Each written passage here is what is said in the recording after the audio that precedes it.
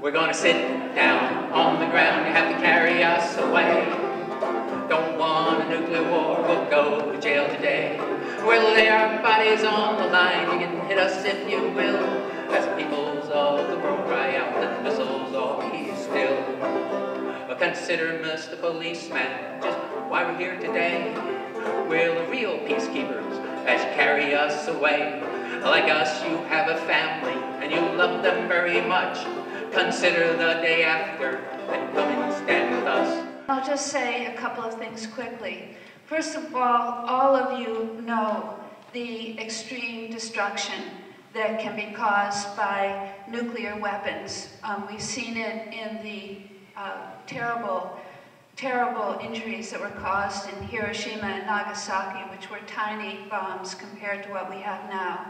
And as you may know, the most recent research on nuclear winter shows that even if 1/100th of 1% of the current arsenal is used, 44 million people will die in the first hour, and 1 billion people will die in the first month, and 2 billion will die over the next set of years that total a decade. And my own work is about the fact that in addition to this incredible injury to Earth, to the sky, to the human species, to all animal species, to plants, there's also a tremendous civic injury to all the people of Earth, even before they're used again. And that civic injury comes from the fact that nuclear weapons have made it impossible for any of us to protect ourselves, and therefore have taken away the right of self-defense. We hear a lot about rights, so it may sound like this is just one more right that's lost. But the right of self-defense, or what the Swiss call the need for equality of survival, is the right that underlies all other rights. If you go through the enumeration of rights in the Bill of Rights, most of them are important for many rich and varied reasons, but the fundamental reason they're important is because they magnify our ability to protect ourselves. If I have free speech, I can defend myself. If I have freedom of religion, I can defend myself, and so forth. But with nuclear weapons, there is no way, there is no avenue of protection. There is no country you can go to that is outside the radius of the weapons' powers. So it has eliminated from all people on Earth the right that underlies all other rights and that is at the heart of social contract, the right of self-defense. Crucially, it has also eliminated the right of mutual aid, our ability to protect and help one another. The International Committee of Red Cross has said that if even one city is hit, they don't have worldwide resources enough to come in and help those people. And this was really brought home for me very graphically when I read a study of what would happen if a tiny bomb, the size of Hiroshima bomb, was used in Rotterdam in the Netherlands.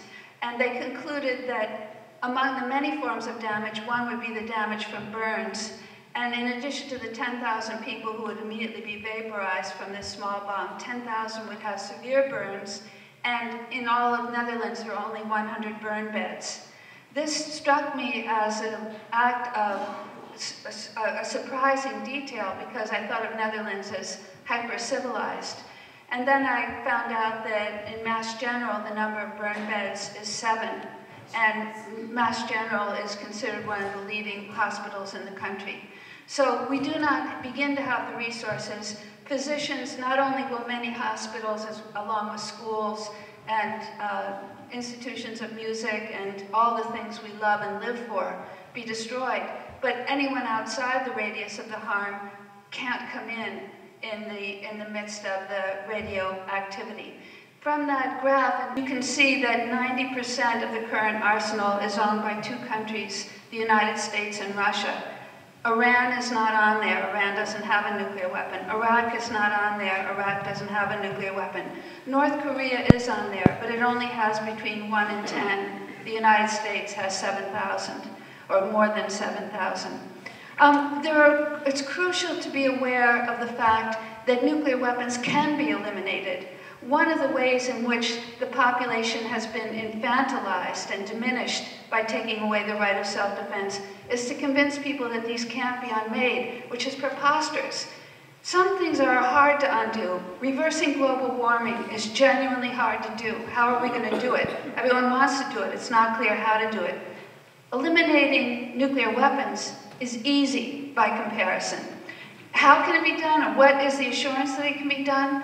Well, first of all, if you look at the nuclear weapons-free zones, you can just go online and look at it on Wiki, you'll see that the whole southern hemisphere is blanketed by nuclear weapons-free zones, like the Treaty of Tataloka, the Treaty of Peril in Africa, and the Treaty of Rarotonga. And in fact, the nuclear divide between north and south, the haves and have-nots, it's the northern hemisphere that has the nuclear weapons and the southern hemisphere that's free. Another sign that, that they can be eliminated is in a study done by a person in Scotland, John Ainsley, who pointed out that different parts of it take a different amount of time, but all of it can be done within a few years. That is, dismantling the nuclear triggers can be done in a matter of hours.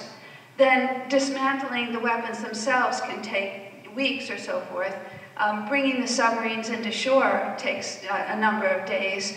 But once you add all these things up, you're still calculating it in terms of a very finite and small number of years. So it can be done. My own book shows several constitutional provisions in our own constitution and also in the constitutions of other nuclear states that, were they being followed, would have absolutely prohibited nuclear weapons from ever being put into place. But that also means that we've got the tools right there. In every dresser drawer, there's the Constitution, and therefore it increases our responsibility for making sure that we all contribute to getting rid of them. Elaine's book, Thermonuclear Monarchy, was the second book I read in my research for my own book. It came out around the time I was starting, and it helped me. And normally I think of the academic and the humanitarian as mutually exclusive, and this book is the best of both, I think. It really helped inform my thinking as I started my own project. I should say off the bat, I am a reporter for the Washington Post. I'm speaking here on my own behalf. I don't speak for the Post. I'm not an activist. I'm a journalist, what they call a general assignment reporter. So I don't cover nuclear weapons as a beat at the paper. I don't cover energy. I don't cover national security. I'm a generalist. So this book project, for which I took a year off from my work at the Post, was kind of the first time in my professional life where I specialized in something. That said, I do not claim to be an expert in anything. This book for me was, I consider in part, one curious citizen's journey into trying to understand this topic, its history, its present, its future. And so I say that with deference to all or most of you who have more experience learning about this subject and being active about this subject. And I'm here as much to learn from your questions and comments as you may be to learn from my own research. I'm not much of a speaker, so I'll just tell you a little bit about what prompted me to write this book, and then I'll read a short passage and then hand it over to Megan. I was born in 1983, so I was born into a world that was obsessed with nuclear weapons, but I came of age in a world that had forgotten them by and large. You know, the first time I was politically conscious was the end of the Cold War, when nuclear weapons receded from the popular consciousness. That's not to say that activists haven't always been working against them, they have. But in terms of the mind frame of the world, I feel like much of the world moved on, and I was raised in that world.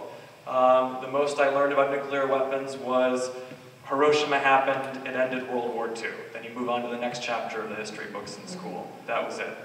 Until 2012, which is when I got word from a colleague that 3 people had broke into a nuclear weapons facility in East Tennessee, a facility called the Y-12 National Security Complex, which was built during the Manhattan Project to enrich uranium that was eventually used in that Hiroshima bomb.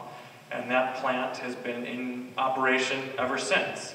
And its current mission is to process and store highly enriched uranium for nuclear weapons and for nuclear submarines to power them.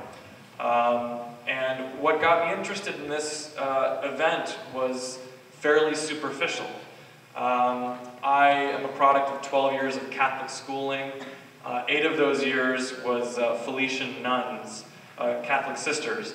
And so when I heard that an 82-year-old Catholic sister was one of the people who hiked a wooded ridge in the middle of the night and then helped cut through 3 fences and enter a lethal force zone around a building that is called the Fort Knox of uranium, one of the most secure sites on the planet, I said, a Catholic sister did what? And it was that, it was her participation and the nature of the action that captured my imagination and made me ask those first questions. Why did they do this? What is this site that they intruded upon? What are we using this site for? And from asking those first questions, sent me down the rabbit hole of finding out answers to those questions and wanting to tell a story. The axis of the story in the book is this action, this break-in. Megan, Michael Wally, and Greg Borgiobit were the 3 people who committed this action. And I used that incident to tell a story that goes from basically 1927 all the way up to the 70th anniversary of Hiroshima in 2015. And I wanted the story to be broad in time and in space. I was writing for the average reader, but I was mainly writing for readers my age, I'm 33, and younger, to hopefully, in under 400 pages, tell a human-focused story about a very complicated subject. So that was my aim, and I wanted to explore the twin tracks of faith. The faith that would motivate people like Sister Megan, Michael, and Greg to risk their lives to commit this action, and the faith that the US and other countries have in nuclear weapons to keep the world safe. I consider them both to be a form of faith. My book, the story I wanted to tell was exploring the contradictions, the paradoxes within these 2 tracks of faith. So in closing, I'm just going to read what I would call kind of in the news business, we'd call it the nut graph of the story. Basically, the portion of the first chapter, the end of the first chapter, that kind of sums up where we're going with this book, and will give you an idea what the book is about. This comes at the end of the first chapter, as I said, and the chapter is titled Manhattan, because that is where Sister Megan grew up. She grew up alongside the brain of the Manhattan Project in the Upper West Side in the 30s and 40s. By the new millennium, the United States would spend $10 trillion on nuclear weapons programs, more than any other government expense except Social Security and non-nuclear defense, and begin spending $1 trillion more on modernizing the arsenal for the 21st century. Nukes, in other words, would be America's 3rd highest national priority ever. Along the way, the weapons would evolve from a strategy into a policy, into a faith. They would hasten doomsday and also be credited with delaying it. They would be detonated in experiments all around the planet, in desolate expanses out west and on remote islands in the Pacific. They would be attached to missiles on high alert that were buried in the ground or loaded into submarines that roamed the oceans. They would create economies, inspire movements, and destroy lives. They would survive accidents and budget cuts, and outlast presidents and wars. They would number in the tens of thousands, spread to other countries, and then recede from view, but they would remain the pinnacle of human ingenuity and insecurity, a force that binds American power and threatens to blow it apart, a paradox to be pondered and maybe one day resolved. All the while, a counterforce pushed back. Men and women of science and of faith believed that humanity was too frail to tangle with the Almighty. The mere possession of nuclear weapons to them was a wish for death. Before a nuclear weapon was even detonated, movements to abolish them were underway. The anti-nuclear campaign would draw energy from every corner of the earth, and it would grow and shrink, triumph at times, and fail at others.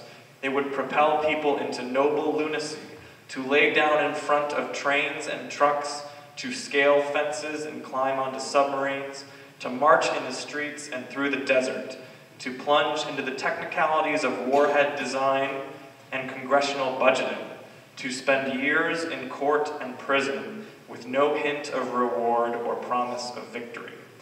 They would seek nothing less than the transformation of the American identity. It would seem impossible, but every now and then the impossible would occur. Give honor.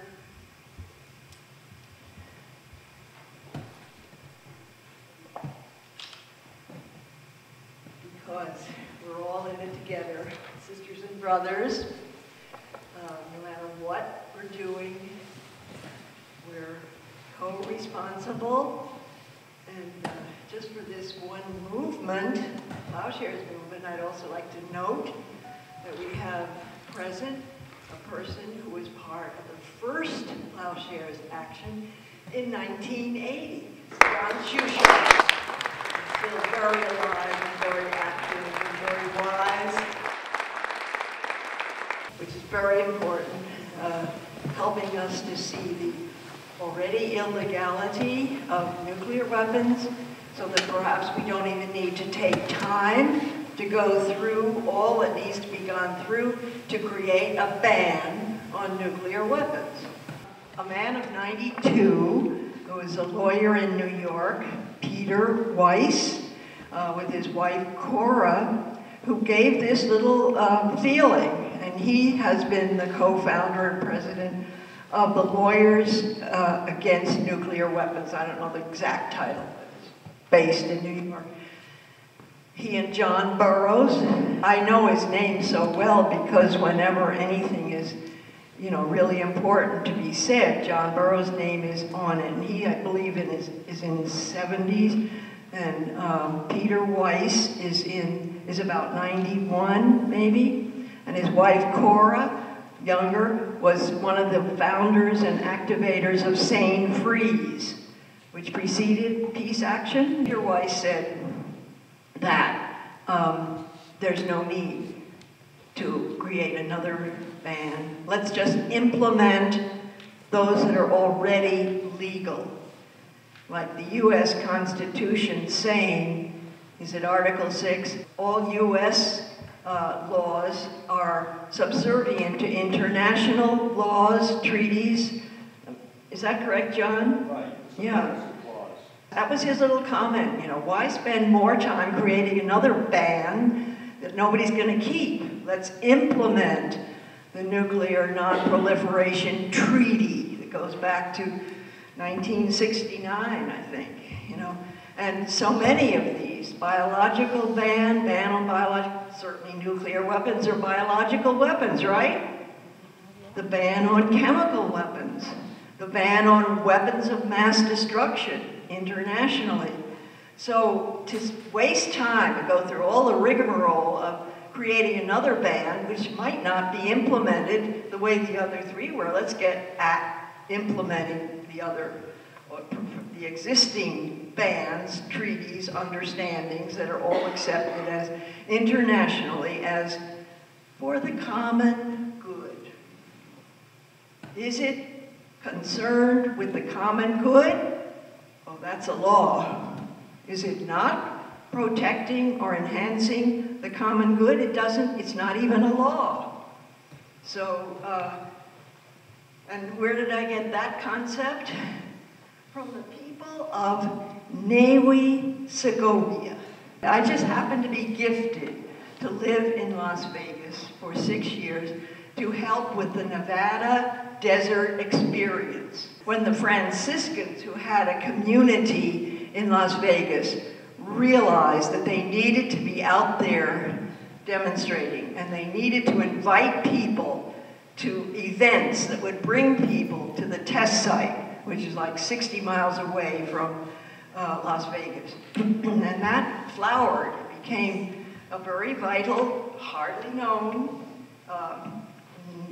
peace movement. They have a compound there, 3 houses, and they can welcome people to come and stay, and they still arrange gatherings of people coming to the Peace Walk you may have heard of, every year from Las Vegas to 60 miles, sleeping at night along the way in the desert. To be there, usually it's on Holy Week, walking and getting to the test site or creek. Anchorage Air Force Base, which is right along the way, maybe 15 miles from the test site. You're in Segovia when you get there. It was the natural land of the Western Shoshone people. Part of Segovia is occupied by the Nevada test site. Part of it. So Segovia is bigger. It originated in 1863 when the Treaty of Ruby Valley, is that familiar to anybody? 1863, the U.S. government rewarded the Western Shoshone people with a country, gave them this country, which they had occupied and treasured and preserved and protected for how many millennia. And each time we would go to the test site, we would listen to the spiritual leader of the Western Shoshone people. Corbin Harney was the spiritual leader who caught the essence. He had only hardly even gone a week to school because he couldn't take it. You know, like when he was 10 or 11, they put him in school and he couldn't stay. He became our guru. He understood the land. He treasured the land. He honored the land. The uranium is meant to be left in the ground. And so we have all of this because we were not listening to common sense and the common good. It boils down to just that. Civil disobedience. There's a word, which is propaganda. It's civil obedience. If it's not for the common good, it's civil obedience. Let's call it civil obedience. There's some little half, kowtowing and compromise. We call it civil disobedience to a lack of understanding of the real nature of law, protecting and enhancing the common good. Truly, couldn't have been easier. Couldn't have been easier. I'm really saying that. Now, at my age, it was a little bit of a challenge to walk up the hill on our side because there were no paths, you know. So we did, and my companions, we'd stop and catch our breath. So it probably took we got there, let's say 2 o'clock in the morning. We were left off the car that had to go back anonymously and get out of town as quickly as possible, so nobody ever really, wasn't like Liz Berrigan being in the parking lot when Phil did his action, and then people saying, who drove that car? And everybody in the courtroom saying, I drove the car, I drove the car, I drove the car, because Liz had done it, and and so it made it impossible to find out. 6 or 7 others, we had a team of about 9 who met 3 or 4 times in the year 2012. It had to be kept very, very secret. So anyway, that was for the common good, so it was okay. So I was trying to demythologize the notion of really amazing courage and doing a great feat or whatever you want to call it. No, we were able to take our time, and we got to the top of this ridge, and this goes back to 1943 when the whole industrial complex began, and they raced to get it finished as fast as possible so they'd beat the Axis or Germany. So we sat there when everything was still dark. It was like 4 in the morning, and sun had not risen, and so we looked over, but it was like daylight because the whole of Y-12, National Nuclear Laboratory, was lit up like daylight. So we sat, that side of the ridge was grass, high grass. So we sat in the grass and just waited, and soon one van did drive around and by, doing its work of security and all, but it had to drive all around. So we waited till it came back or came in another direction just to get an idea of how long it took this van to. So that was a good little rest time too. So when it passed the second time, we had a knowledge of how long it would take for him to come again. And we just went down the hill. We'd already cut through one fence, which was in the middle of the woods, and people never found where it was, although we had tied it together with either string or plastic ties to close it up.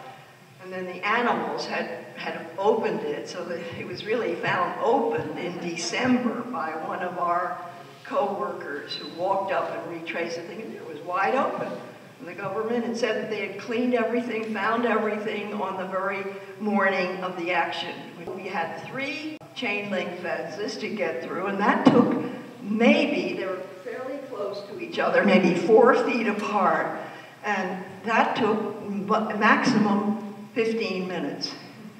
And one of us had gloves, and it wasn't me, and they touched the wire, and there seemed to be no electricity, and there wasn't. And maybe you know that the cameras were not all working, not all, for 6 months they'd not been repaired. So we had this, I had anyway, I'm not sure about this intuition, how can they keep up their energy for protecting this thing for how many years when nobody's trying to enter this base? 70-something years it was by that time. Anyway, so we got through very easily. We got in there, we put down our backpacks, took out our paint, and one started, stating the truth about this building, making it. I happened to have the crime scene tape, which I bought at the hardware store, and wrote nuclear crime scene on every place. So it had, danger, all along the whole tape. And we were able to hang that. There was something for it to hang, a pillar around this tower, which was the security tower, jutting out from the rectangular, very long storage building, which is where the highly enriched uranium of this country, enough to build 100,000 nuclear bombs, is stored. Highly enriched uranium. And that is put into the core, the secondary trigger of every bomb, and it has from the beginning. And it's working as we sit here tonight. They're still producing highly enriched uranium, fuel. It still goes on. What's happening to it? Where's it going?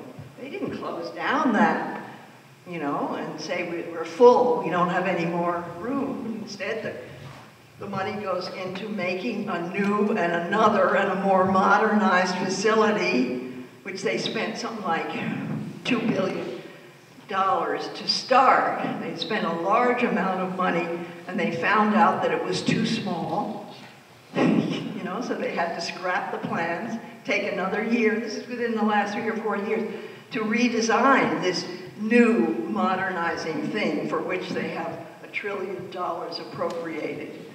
Also, we had baby bottles with the frozen, it had then unfrozen, the blood of Tom Lewis. Go make a difference in the world. Let's put it all together. Here we go. Go make a difference. We can make a difference. Go make a difference in the world. Go make a difference. We can make a difference. Go make a difference in the world.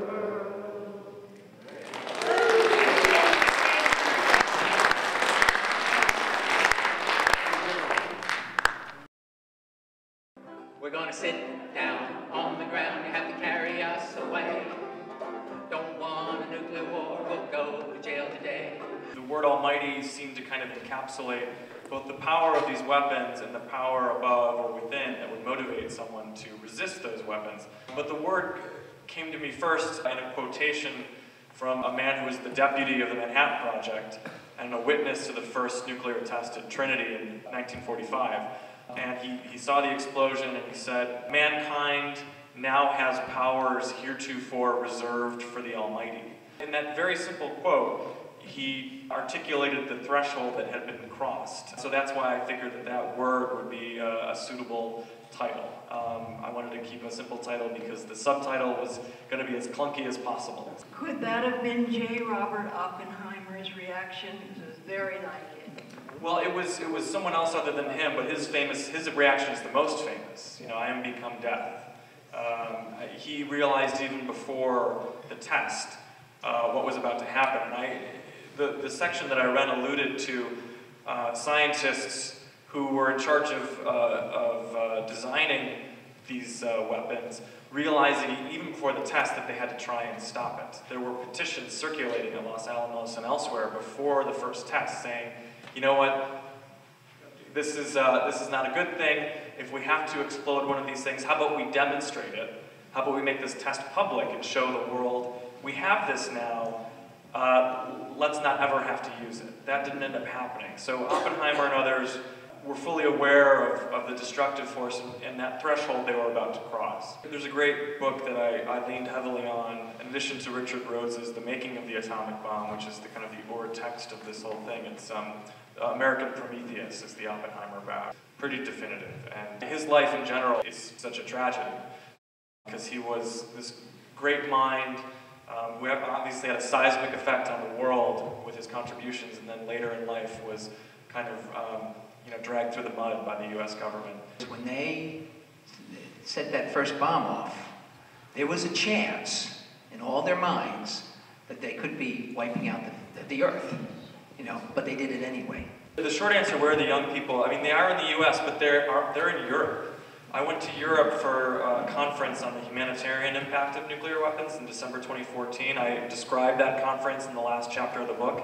There were a lot of young people in Vienna, South Africa too, and in Mexico, that are extremely energized, and part of that energy comes from impatience with the US and the UK and other countries with nuclear weapons. So, it wasn't apparent to me that there was a critical mass of youth involvement until I left the US. That's not to say that there aren't young people involved here. There are, with outfits like Global Zero, for example. You're right about the scientists thinking that, not knowing what the first test would be, that one of the scientists theorized that the first test would set the Earth's atmosphere on fire, and which would spell the end of everything, but let's go ahead and test it. So kind of the madness is inherent in that one thing.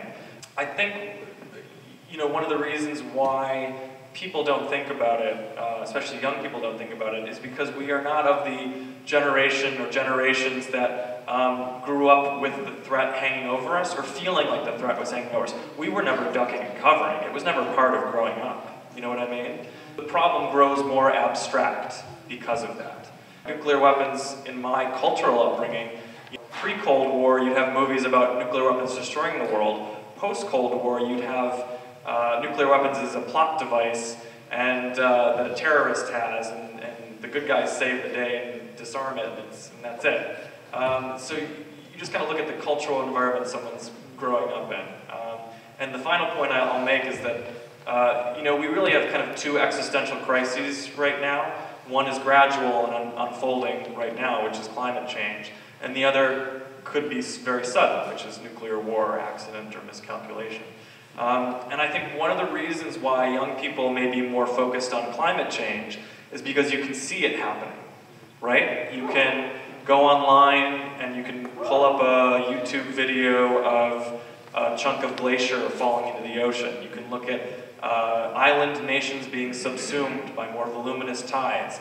And then, seeing that evidence, you can make small steps in your own life to feel like you have some agency over it. You can compost, you can get a hybrid car, you can do carbon offsets. Nuclear weapons, you can't turn on the news and see detonations here or there, right? You can't change anything about the way you live your life necessarily like you can with the environment, with climate change. And so I think it's easier to become involved and to act on climate change than it may be with nuclear weapons. So the challenge is, how do you use kind of that, the lessons of what animates people about climate change and convince people that that should also go hand in hand with the threat of nuclear warfare, or the legacy of testing and the legacy of production of nuclear material. I think that One thing that is very important to see is that, as you said, with the advent of Trump, many more people are aware of the truly outrageous, morally outrageous architecture we have that allows one man to annihilate everyone on Earth. That, of course, is not limited to Trump. It is true of every president, and yet, for some reason, or because of Trump's recklessness or unpredictability, it has worked to cast light on the architecture itself. Many people in the United States think that the only time we came close to a nuclear war was in the Cuban Missile Crisis. But in fact, there are at least 10 times when presidents contemplated nuclear war. It's just that there's no transparency. So, for example, Eisenhower considered using an atomic bomb in the Taiwan Straits in 1954. He again contemplated using it in 1958 in Berlin. JFK, we know from Robert McNamara, not once in Cuba, but 3 times, came, according to Robert McNamara, within a hairbreadth of all-out nuclear war. LBJ contemplated using them to prevent China from getting them. Nixon has said that he considered using them 4 times. What does considered using mean? It isn't just a stray thought. Nixon, for example, sent 18 B-52s loaded with nuclear weapons over Russia towards Vietnam and brought them back in what maybe he considered a bluff, but a bluff that could have been fatal not just to a few people, but to the Earth itself. So the fact that's foregrounded now, that we have a situation where one person can annihilate everyone, has to be understood as a structural problem, not a problem that is limited to Trump. So I think that anything, whether it's gathering in an assembly space to protest that, or whether it is urging your congressman to sign on to 2 bills, a bill that's in the House, which is number 669, and one in the Senate, which is number 200, that are saying that President cannot launch a nuclear weapon in the absence of a congressional declaration of war. These are very, very important things for us to step forward and support. And there are many ways of keeping in touch with local action, such as through mass peace action or through the organizations that Megan has listed. A number of years ago, in the year 2000, there was a very interesting article in Wired magazine by one of the people from the great computer technology inventions, Bill Joy.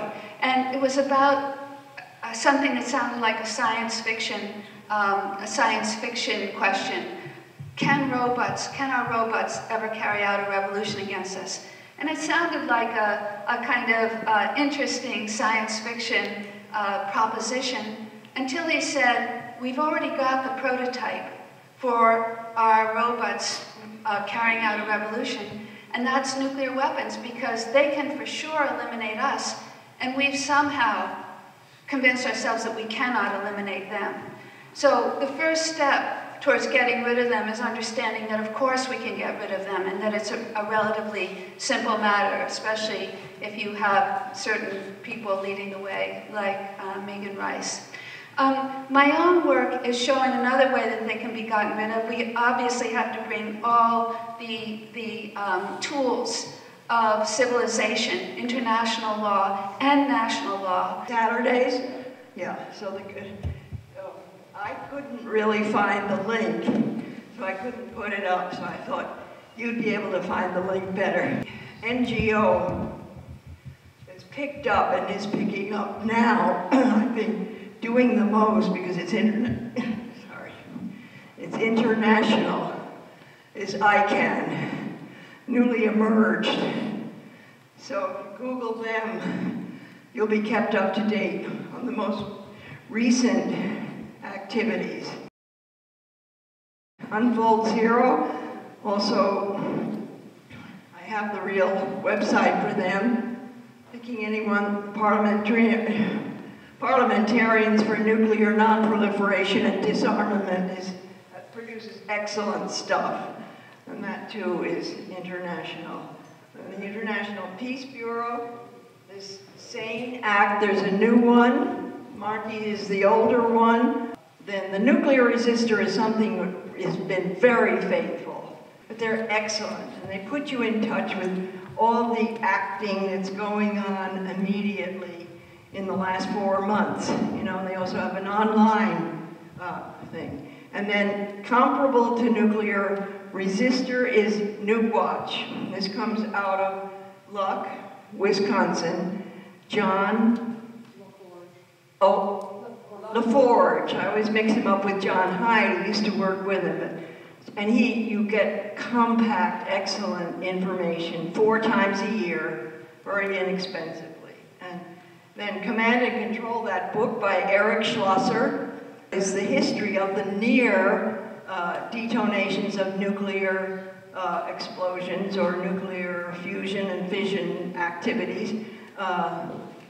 Just recounted, informing as a journalist, but he also had a very compact article in the New York Times. Maybe some of you would have seen that, or excuse me, the New Yorker.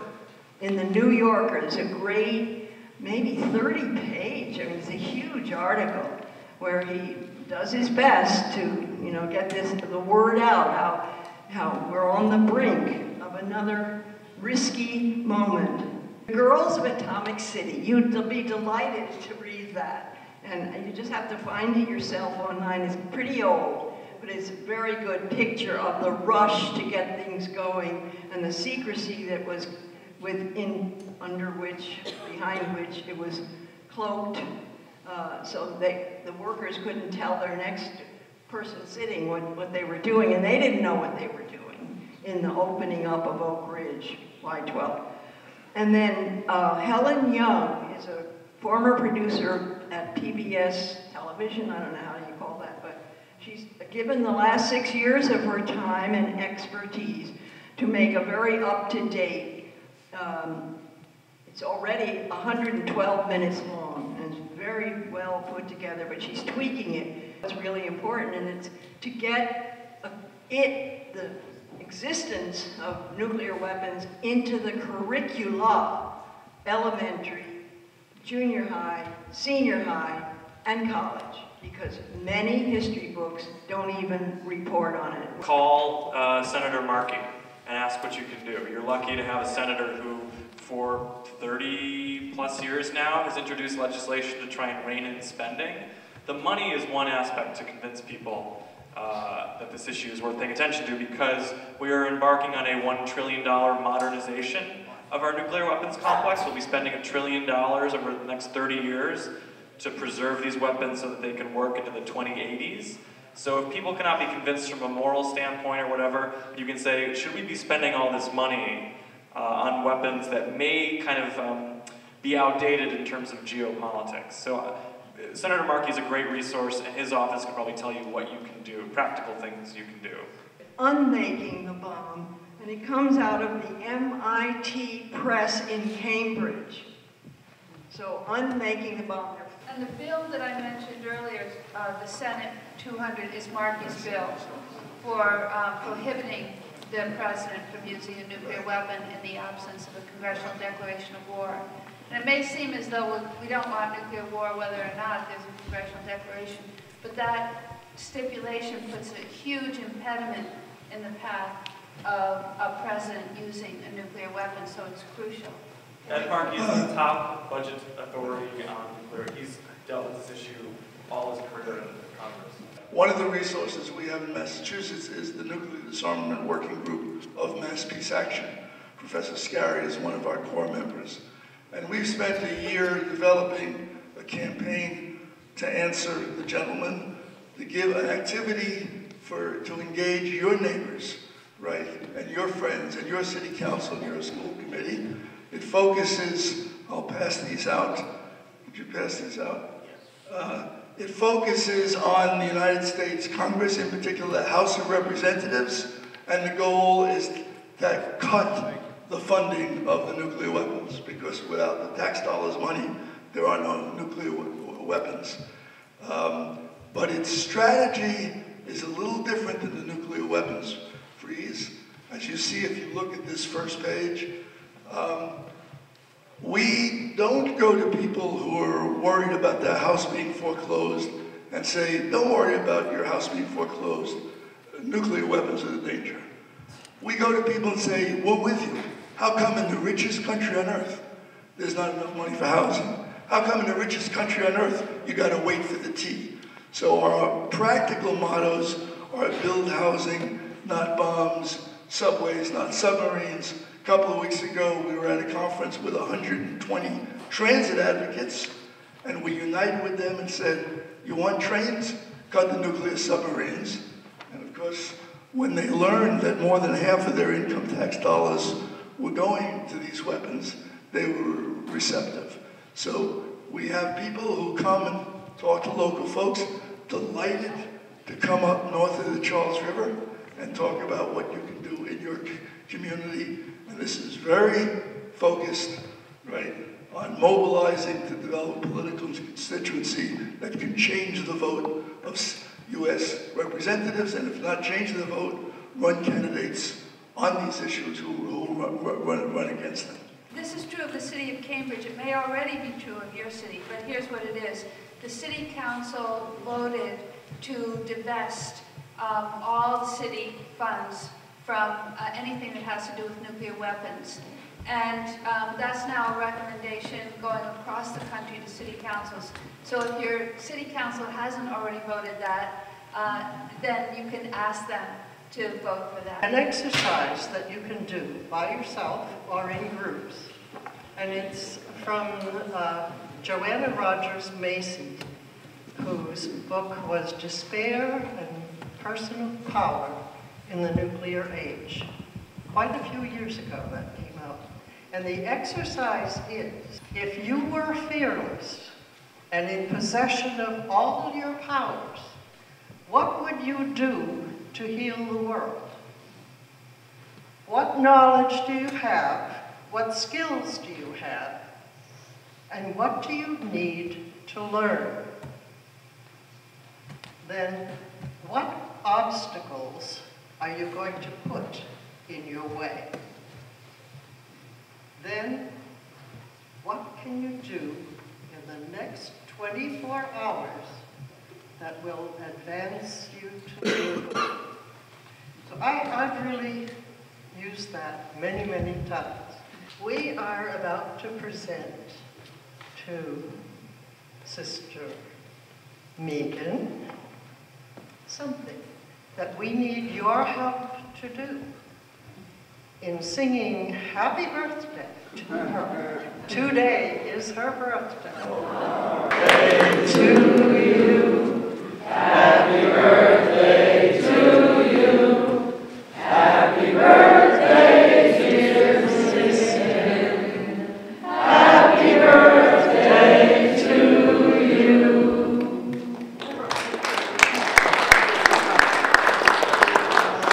Probably is one of the happiest birthdays that I could imagine, just to have a sense of solidarity. And I just wanted to add one other practical thing. If those who are connected with universities and training teachers to try to get a practical kind of dissertation, if that's what you call it, or a master's thesis based on this problem, how would they present this material in elementary school? It needs to be there. How would they present it in secondary school? This could be a biology curriculum, it could be a chemistry curriculum, it could be education, practice teaching, but a task could be create a teaching module for one of those levels and maybe experiment with it. Use it in your practice teaching. And the teachers observe and get together. I think that's going to have to happen if we're going to really make some progress. Tom was part of the first draft board raid in 1967. The arrest of the first Catholic priest in American history, the beginning of the revival of the Catholic Church and the Catholic faith. Oriana called and asked me if I would come and sing a song to start this program today. And she had one song in mind, but seeing Sister Megan is here, maybe I'll sing the other song later, but right now I'd like to sing this song because this is a song many years ago. I was in Boston, and there was an anti-nuclear weapons gathering, and several of us were arrested for civil disobedience, and I went home and I wrote this song. It goes, we're going to sit down on the ground, we're going to have to carry us away.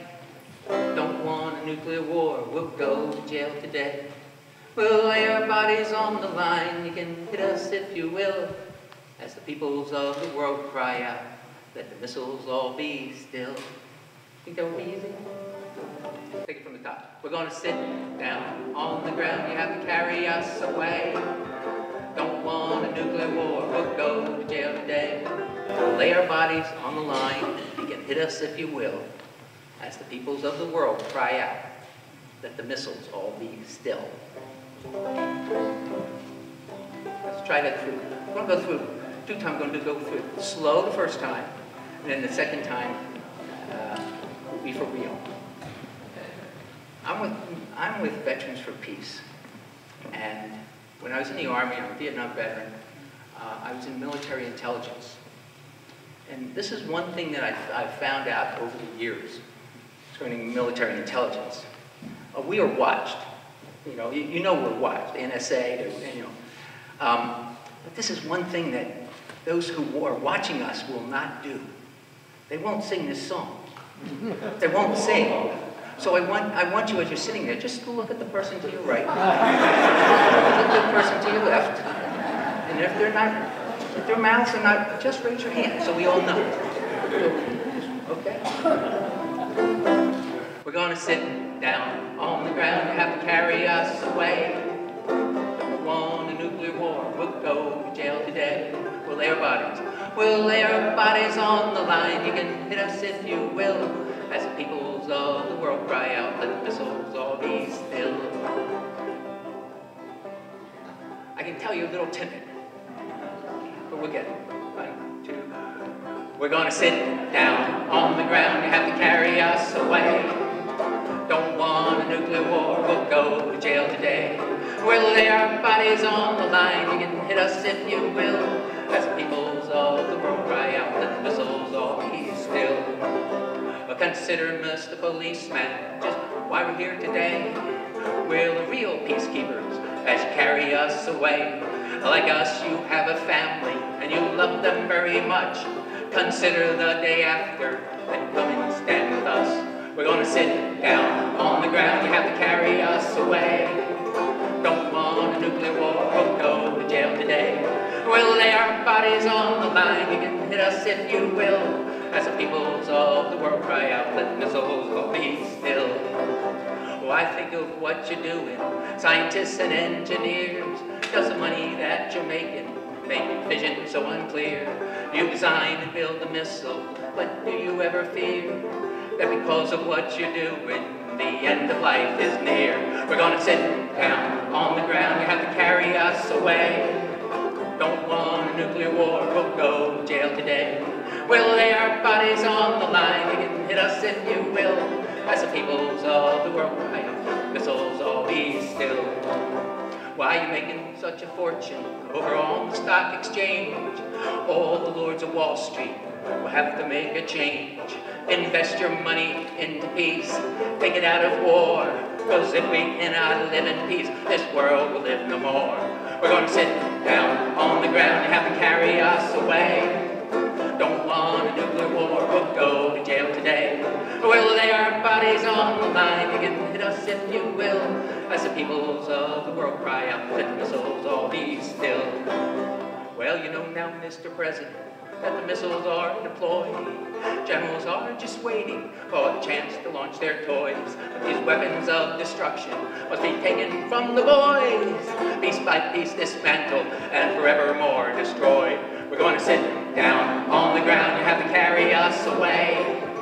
Don't want a nuclear war, we'll go to jail today. We'll lay our bodies on the line. You can hit us if you will. As the peoples of the world cry out, let the missiles all be still. One more. We're gonna sit down on the ground. You have to carry us away. Don't want a nuclear war. We'll go to jail today. We'll lay our bodies on the line. You can hit us if you will. As the peoples of the world cry out, let the missiles all be still.